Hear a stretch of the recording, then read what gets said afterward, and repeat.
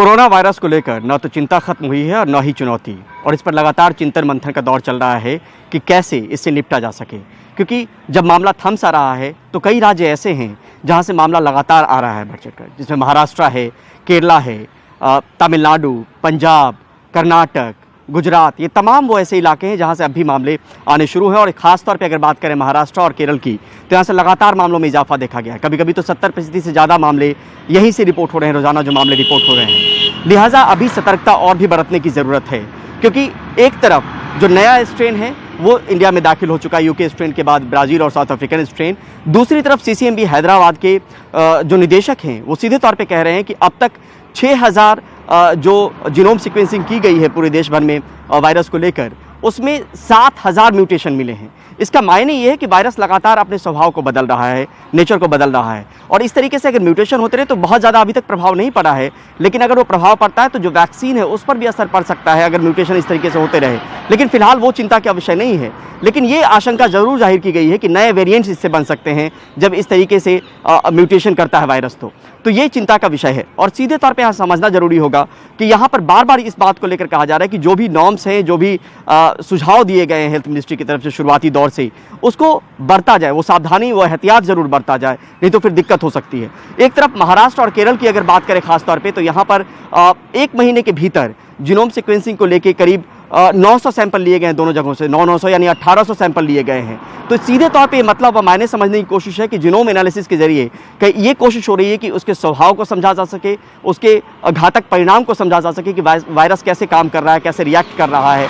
और इन्हीं 2 राज्यों से करीब 1800 सैंपल महीने भर के भीतर लिए गए हैं। वहीं देश की बात करें तो अब तक, जब से ये वायरस का दौर चला है, कोविड का दौर चला है, तब से अब तक करीब 6000 ही जीनोम सीक्वेंसिंग हुई है। तो आप इस बात से भी समझ सकते हैं कि यहाँ पे ये कोशिश हो रही है कि जो नए स्ट्रेन हैं कहीं उनकी वजह से मामलों में इजाफा तो नहीं हो रहा है। लेकिन केरल को लेकर एक दलील सीधे तौर पे दी जाती है, और वो अभी भी वो दलील पे कायम है। स्वास्थ्य मंत्रालय के सूत्र जो हमें बताते हैं कि केरल को लेकर शुरुआती दौर में क्वारंटीन फैसिलिटी इतनी ज़बरदस्त की गई कि वहाँ पे जो पब्लिक है, जो आबादी है, उसका एक्सपोजर वायरस से उस तरीके से नहीं हो पाया, तो अचानक वहाँ पे मामले बढ़ने शुरू हो रहे हैं। दूसरी तरफ महाराष्ट्र की बात करें तो वहाँ पे आशंका इस बात को लेकर भी, और ये बात कही भी गई है कि जो नए स्ट्रेन हैं उसका प्रेजेंस वहाँ पर है।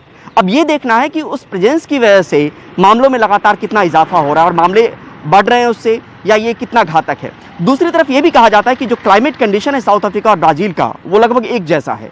यानी अगर वहाँ इस वायरस ने तबाही मचाई है, जो ब्राज़ीलियन स्ट्रेन है या जो साउथ अफ्रीकन स्ट्रेन है, उन देशों में, अपने देशों में अगर उससे तबाही मची है, तो क्लाइमेट कंडीशन इंडिया का वैसा ही है। तो चिंता का विषय ये भी है कि कहीं ऐसी तबाही यहाँ पे ना मचे। लिहाजा नया स्ट्रेन है तो नई तरीके से, नई कोशिश और नई रणनीति के तहत इसको समझने की कोशिश हो रही है, उस पर स्टडी लगातार चल रहा है, और यही बड़ी वजह है कि लगातार जीनोम सीक्वेंसिंग पे ध्यान दिया जा रहा है। लेकिन यहाँ पे गौर करने वाली बात है कि वायरस को लेके, कोरोना वायरस को लेके अभी मामला जो है वो थमा नहीं है, और यहाँ पर सावधानी बरतने की ज़रूरत है।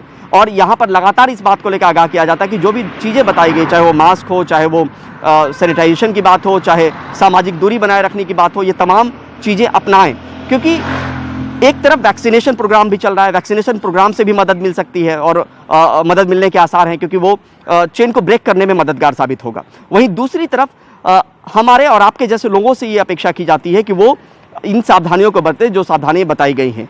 तीसरी तरफ जो स्वास्थ्य मंत्रालय है वो नए स्ट्रेन को लेकर चिंतन मंथन कर रहा है, और कैसे उसको लेकर आकलन किया जाए कि ये स्ट्रेन वाकई कितना घातक है, कितने जल्दी इससे जो है दूसरे लोगों में वायरस का प्रसार हो रहा है, इस बात को समझने की कोशिश है। लेकिन 3-4 दिनों का वक्त लगेगा इस एनालिसिस को आने में कि आखिर ये स्ट्रेन कहीं मामले बढ़ाने में मददगार तो नहीं, और कहीं इससे ज़्यादा नुकसान की आशंका तो नहीं।